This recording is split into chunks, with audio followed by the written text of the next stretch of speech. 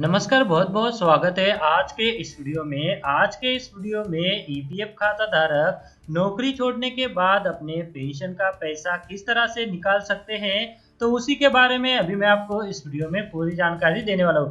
तो जी हाँ दोस्तों, बहुत सारे कर्मचारी उनकी 10 साल की सर्विस होने से पहले ही अपनी नौकरी जो है वो छोड़ देते हैं और किसी और जगह जो है वो नौकरी ज्वाइन कर लेते हैं। ऐसे में वो अगर चाहे तो अपना ईपीएफ से अपना पेंशन का जो पैसा है तो वो निकाल सकते हैं। तो इसके लिए उनको यूएन लॉगिन में जो सुविधा दी गई है तो उसका इस्तेमाल करके ये जो पेंशन का अमाउंट है वो निकाल सकते हैं। तो चलिए दोस्तों, आज के इस वीडियो में नौकरी छोड़ने के बाद किस तरह से कर्मचारी ईपीएफ पेंशन के अकाउंट से पैसा निकाल सकता है, तो उसी के बारे में अभी मैं आपको इस वीडियो में जानकारी देने वाला हूँ। तो जी हाँ दोस्तों, जैसा कि आप सभी को पता होगा कि एम्प्लॉय पेंशन स्कीम के रूल के अनुसार जो भी कर्मचारी 10 साल से पहले अपनी सर्विस को छोड़ देता है तो वो अपने पेंशन फंड को निकाल सकता है। अगर किसी कर्मचारी की सर्विस 10 साल के ऊपर हो जाए तो वो अपने पेंशन का पैसा जो है वो निकाल नहीं सकता। वो पेंशन का पैसा जो है वो ब्लॉक हो जाता है और जब कर्मचारी की उम्र 58 साल हो जाती है तो उसके बाद उसको पेंशन का भुगतान ईपीएस 95 पेंशन स्कीम के तहत किया जाता है। तो जी दोस्तों, आज के इस वीडियो में इसी के बारे में बताने वाला हूँ कि किस तरह से कर्मचारी अपना पेंशन में जमा हुआ फंड जो है वो निकाल सकता है।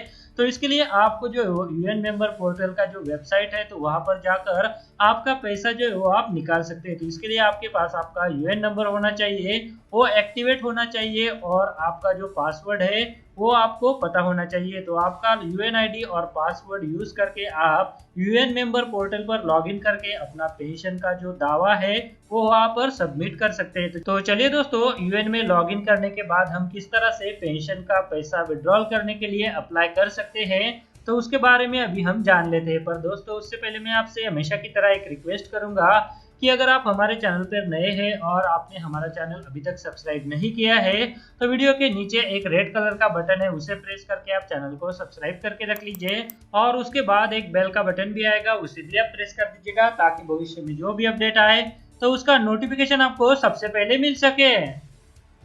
तो चलिए दोस्तों, यूएन मेंबर पोर्टल पर लॉगिन करने के बाद हम हमारा पेंशन का पैसा विड्रॉल करने के लिए किस तरह से एप्लीकेशन कर सकते हैं तो उसे अभी हम जान लेंगे। तो जैसा कि आप स्क्रीन पर देख पा रहे हैं कि मैंने ईपीएफओ का ये जो वेबसाइट है तो वो पहले ही ओपन करके रखा है। तो जैसा कि आप स्क्रीन पर देख पा रहे हैं कि यूएन मेंबर पोर्टल की ये जो वेबसाइट है तो इसे मैंने यहाँ पर ओपन कर लिया है, जिसमें हमें हमारा यूएन नंबर और पासवर्ड यहाँ पर एंटर करके साइन इन कर लेना है। तो जी हाँ दोस्तों, यहाँ पर ये जो सिक्योरिटी कोड आपको दिखाई दे रहा है तो वो सेम टू सेम यहाँ पर आपको टाइप कर देना है। कोई भी अगर आपकी तरफ से यहाँ पर गलती होगी तो फिर से आपको यहाँ पर नया सिक्योरिटी कोड जो है वो मिल जाएगा। तो इसे जो है वो आपको यहाँ पर एंटर करना है। उसके बाद नीचे साइन इन का जो बटन आपको दिखाई दे रहा है तो उस पर क्लिक कर लेना है। तो चलिए अभी मैं यहाँ पर मेरा यूएन नंबर और पासवर्ड डाल के मैं यहाँ पर साइन इन कर लेता हूँ। तो ये देखिए दोस्तों, मैंने यूएन मेंबर पोर्टल पर लॉगिन कर लिया है। लॉगिन करने के बाद हम किस तरह से हमारा जो पेंशन के लिए क्लेम कर सकते हैं तो उसके बारे में यहाँ पर जान लेंगे। तो जी हाँ दोस्तों, लॉगिन करने के बाद आपको यहाँ पर जो वो कुछ जानकारी पहले चेक कर लेनी है, जैसे कि आपको आपकी जो सर्विस हिस्ट्री है तो उसे जो है वो चेक कर लेना है। तो चलिए अभी ये जो सर्विस हिस्ट्री है तो उसे हम चेक कर लेते हैं। उसके बाद हम यहाँ पर जो ऑनलाइन दावा है तो उसे सबमिट करेंगे। तो जी हाँ दोस्तों, जैसा कि आप स्क्रीन पर देख पा रहे हैं कि यहाँ पर आपको जो आपकी सर्विस हिस्ट्री यहाँ पर दिखाई देगी, जिसमें आपको आपकी यूएन में जो सर्विस की डिटेल है तो वो मिल जाएंगी। तो जी हाँ दोस्तों, अगर आपने एक से ज्यादा कंपनी में काम किए हैं और सेम यूएन पर आपने आपका पीएफ अकाउंट जो है वो मैप किया है तो ऐसे में आपको जो है वो आपका पुराना खाता ट्रांसफर करने के बाद जो है वो यहाँ पर जो पुरानी कंपनी है तो वो भी ऐड हो जाएगी।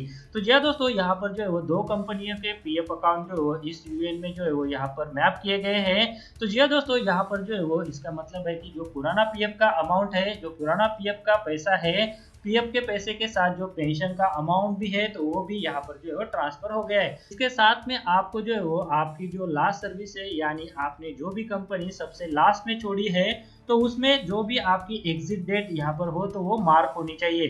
तो जी हाँ दोस्तों, जैसा कि आप स्क्रीन पर देख पा रहे हैं कि यहाँ पर ये जो एग्जिट डेट है तो दोनों की दोनों कंपनियों की मार्क है, यानी हम जो है हमारा पेंशन का दावा जो है वो कर सकते हैं। तो चलिए अभी पेंशन का दावा सबमिट करने के लिए आपको यहाँ पर ये जो ऑनलाइन सर्विसेज का ऑप्शन दिखाई दे रहा है तो उस पर आपको क्लेम फॉर्म 31, 19, 10C और 10D दिखाई देगा, तो उस पर आपको क्लिक कर लेना है। उसके बाद आपके सामने क्लेम के लिए जो ऑप्शन है तो वो ओपन हो जाएगा।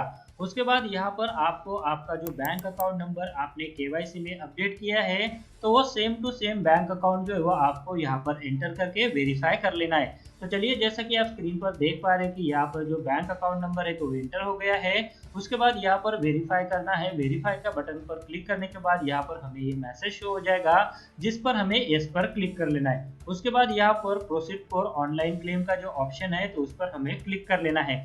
इस ऑप्शन पर क्लिक करने के बाद जो है वो हम हमारा जो क्लेम फॉर्म है तो वो सबमिट कर सकते हैं। तो ये यहाँ पर आपको जो है वो पेंशन विड्रॉल करने के लिए only pension withdrawal form 10C इसे सिलेक्ट कर लेना है। उसके बाद यहाँ पर जो एम्प्लॉय का एड्रेस है तो उसे आपको एंटर कर देना है। उसके बाद यहाँ पर upload scan copy of cancel cheque, तो उसकी कॉपी जो है तो आपको यहाँ पर अपलोड कर लेना है। तो यह दोस्तों एड्रेस एंटर होने के बाद आपको यहाँ पर ब्राउज करके आपका जो कैंसल चेक है उसकी कॉपी जो है वो आपके कंप्यूटर में जहाँ पर भी सेव है तो वहां से आपको अपलोड कर लेनी है। तो यह दोस्तों यह जो कॉपी है वो 100 KB से लेकर 500 KB की होनी चाहिए। अपलोड होने के बाद यहाँ पर आपको व्यू पर क्लिक कर लेना है। व्यू पर क्लिक करने के बाद जो कॉपी आपने यहाँ पर अपलोड की है तो वो आपके सामने ओपन हो जाएगी। अगर यह ओपन होती है तो आपको यहाँ पर कोई दिक्कत नहीं आएगी, अन्यथा आपका जो क्लेम है तो वो भी रिजेक्ट हो सकता है। उसके बाद यहाँ पर नीचे जो ऑप्शन है तो उसे क्लिक करके आपको गेट आधार OTP पर क्लिक कर लेना है। आधार OTP पर क्लिक करने के बाद आपके आधार के साथ जो मोबाइल नंबर लिंक है उसके ऊपर एक OTP आ जाएगा। उस OTP को आपको यहाँ पर एंटर कर देना है। OTP को एंटर करने के बाद आपका जो पेंशन विड्रॉल के लिए एप्लीकेशन है वो सबमिट हो जाएगा। तो चलिए, अभी मेरे मोबाइल में ये जो OTP है वो आ गया है। उसके बाद मैं यहाँ पर उसको एंटर कर देता हूँ और एंटर करने के बाद validate OTP and submit claim form का जो ऑप्शन है तो उसे मैं क्लिक कर दूंगा। तो ये देखिए, यहाँ पर OTP एंटर करने के बाद मैंने यहाँ पर validate OTP and submit claim form का जो ऑप्शन है वो क्लिक कर दिया है। तो ये देखिए, यहाँ पर इस तरह से हमारा पेंशन का पैसा विड्रॉल करने के लिए हमारा जो क्लेम है वो सबमिट हो गया है। उसके बाद यहाँ पर आपको आपकी जो क्लेम फॉर्म है तो उसकी PDF भी यहाँ पर डाउनलोड करने के लिए मिल जाएगी। इसे आप आपके रेफरेंस के लिए आप डाउनलोड करके रख लीजिए। तो यह दोस्तों इस तरह से हम जो हमारा पेंशन का पैसा निकालने के लिए UN मेंबर पोर्टल पर फॉर्म नंबर 10C भरकर हमारा पैसा जो है वो विड्रॉल करने के लिए एप्लीकेशन यहाँ पर कर सकते हैं। तो यह दोस्तों EPF खाता धारकों के लिए ये जो अपडेट था जिसमें मैंने आज बताया कि नौकरी छोड़ने के बाद जो किस तरह से आप आपका जो फुल पेंशन का अमाउंट है वो निकाल सकते हैं। इसके लिए आपको जो UN मेंबर पोर्टल पर लॉगिन करके जो फॉर्म नंबर 10C है उसे सबमिट करना है। तो ये जो फॉर्म नंबर 10C है तो आपको जो है वो ऑनलाइन सर्विसेज में जो ऑनलाइन क्लेम का जो ऑप्शन है तो उसमें मिल जाता है। तो जी दोस्तों, इस तरह से हम जो है वो हमारा पेंशन का पैसा जो है वो ऑनलाइन विड्रॉल कर सकते हैं। तो जी दोस्तों, आज के इस वीडियो में दी गई जानकारी अगर आपको अच्छी लगी तो इस वीडियो को अभी लाइक कर दीजिए